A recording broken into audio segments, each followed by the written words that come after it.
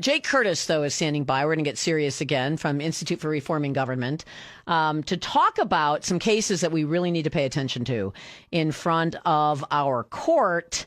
I know that you've got a court, kind of a court watch, effort at IRG. And thank goodness, because otherwise I have to rely on just happening into a press release about a court case or whatever. But Jake, welcome to the program. Thank you for joining me.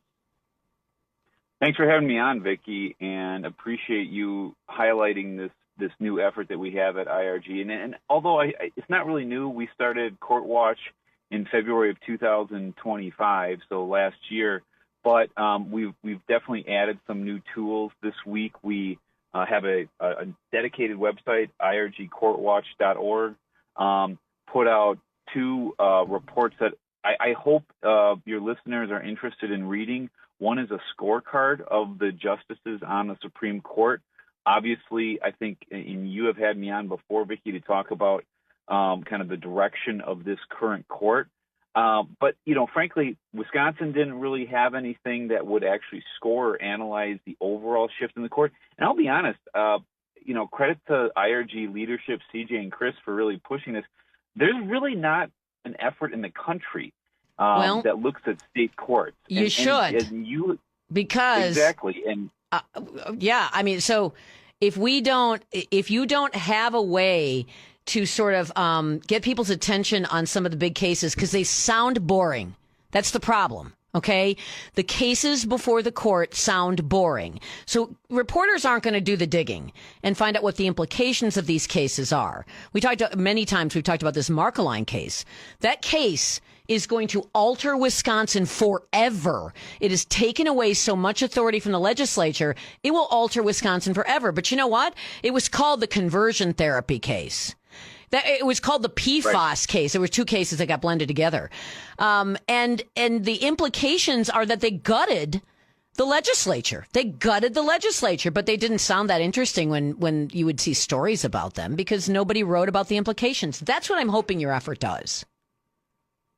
It's exactly what we're hoping it does as well. So, and you're kind of alluding to the fact that how a lot of these cases, they all fit together. It's like a giant puzzle piece. And look, we're coming at this from a very kind of realistic, common sense approach. Individuals don't have time to sit and digest and read numerous opinions. I mean, frankly, even when I was really practicing full time, I didn't have time to do that.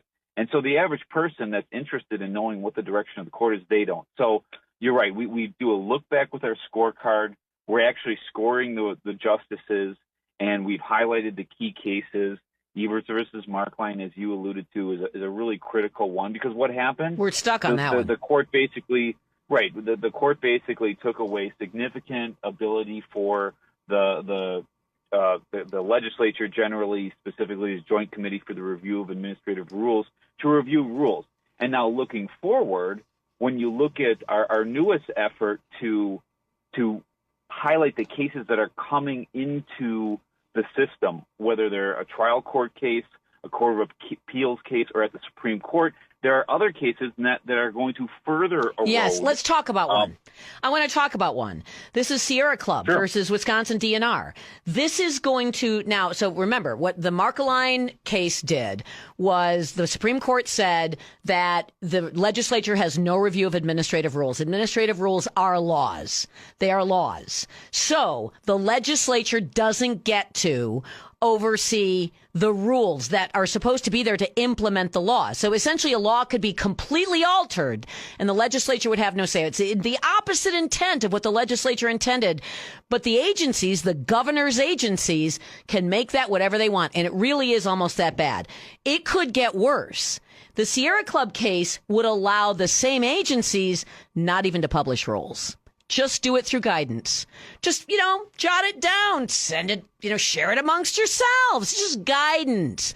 Now that has the force of law. That would be insane. But we could get there, right?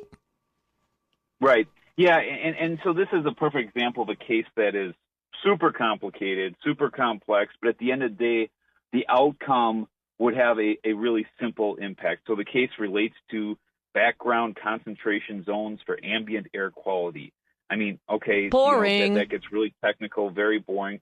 But you're highlighting what actually is happening here. This is an attack on Act 21, which this was going back to the Walker era. This was a major reform that really was the foundation that made sure administrative rules had to be noticed, that the public could comment on them, that gubernatorial approval was required, that an economic impact analysis is required, right? As you said, these are essentially law. But the problem was, for many years, pre-Walker, you had agencies essentially enacting law with very little notice, very little public input, and that all changed with Act 21.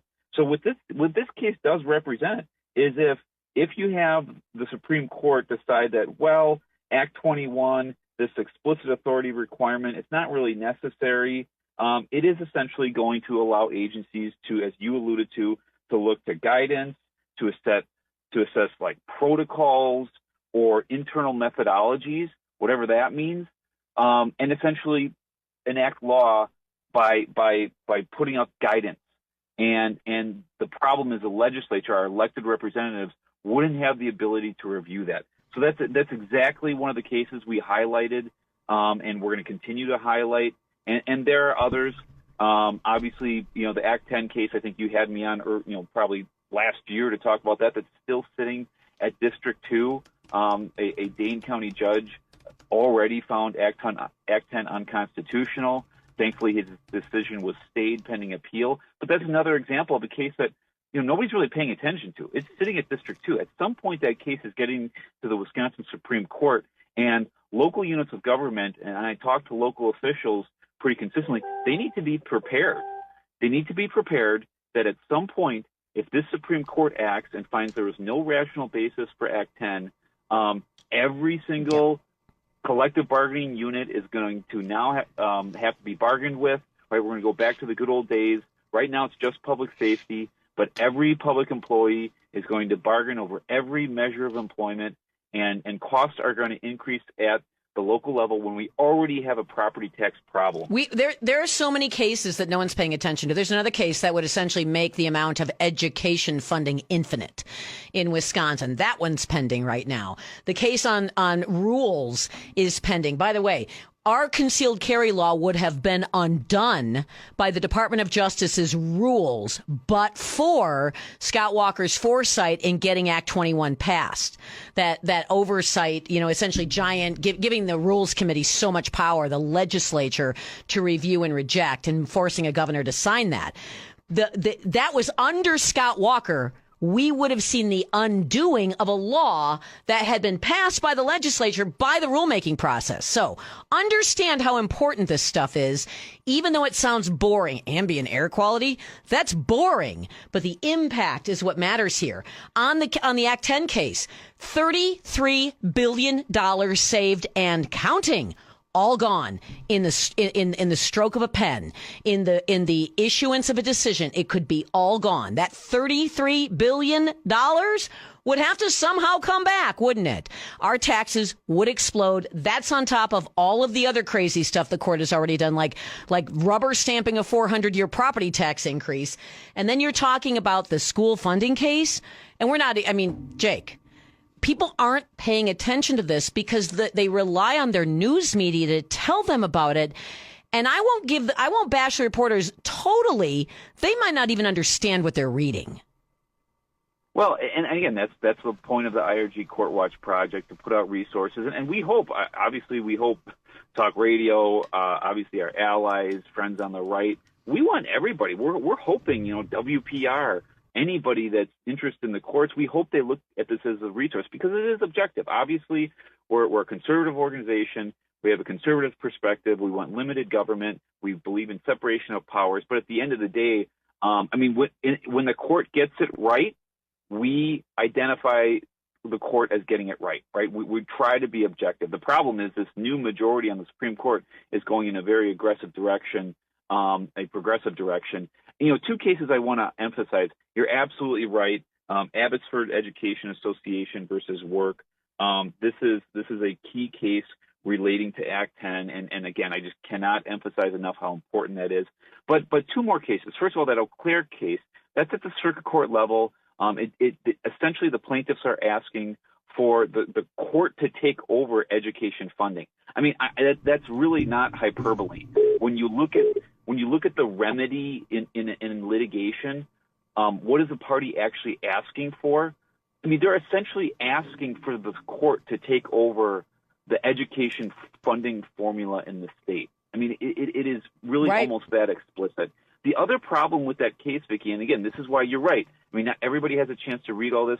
We have some great individuals at IRG. We have a fellow that helps us, and we have the resources to look at every case that's important.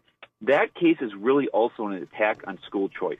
You have to read the complaint very closely, but one of the arguments essentially is, look, we have all these resources that are getting filtered off and siphoned off towards school choice, and therefore the school funding formula is flawed. Well, so if the court strikes that down, what's going to happen? There's a good chance that at least school choice, the funding portion of it, is going to be impacted. And we all know if you gut the funding, you're essentially gutting the program. So school choice is on the line. One other thing I want to highlight, Vicki, is we also, obviously even we have limited resources. We're going to do our best, but there are federal cases that are important. I know your listeners care about election integrity. Unfortunately, Jake, I'm looking at my clock and I'm running out of time. So I'm going to send people. I'm going to send people for your Cliff's Notes. What you've done is you've done the Cliff's Notes on all of this complicated stuff for us. And all you have to do is go to reforminggovernment.org. You will see very prominently cases to watch. Click on it. Read about it. I will add irgcourtwatch.org. We're making it easier. irgcourtwatch.org. That's our website associated with IRG. It's completely dedicated to the courts. Please go to that, irgcourtwatch.org or reforminggovernment.org, whichever you prefer. Thank you very much, Jay Curtis, for joining me on the program. Thank you, Vicki. And we will take a quick break on the Vicki McKenna Show.